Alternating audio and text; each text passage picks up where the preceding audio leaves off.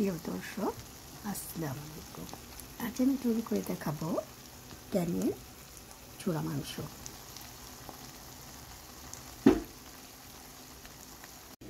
আজ আমি তৈরি করছি ক্যানের বিফ।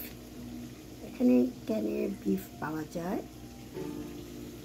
আমি ক্যান থেকে বিফগুলো নিয়ে নিয়েছি আর এই চর্বি আর জেলগুলো ফেলে দিয়েছি।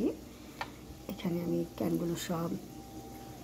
থেকে সব বিফ জোড়া বিফ বের করে নিয়েছি। এখন আমি এগুলো গরম পানি দিয়ে জোড়া মাংস তৈরি করব।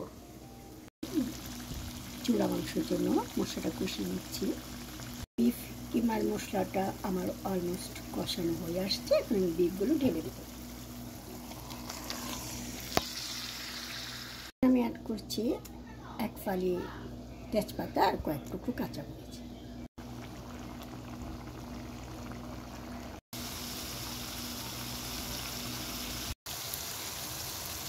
আমার এই ঝোড়া মাংসটাকে আমি একেবারে ভাজা ভাজা করে ফেলব। এখন অ্যাড করছি ভাজা জিরা গুঁড়া। আমার মতো যারা ঝোড়া মাংস খেতে চান তারা এরকম ক্যানের মাংস নিয়ে চূড়া করতে পারেন। অলমোস্ট রেডি ঝোড়া মাংস।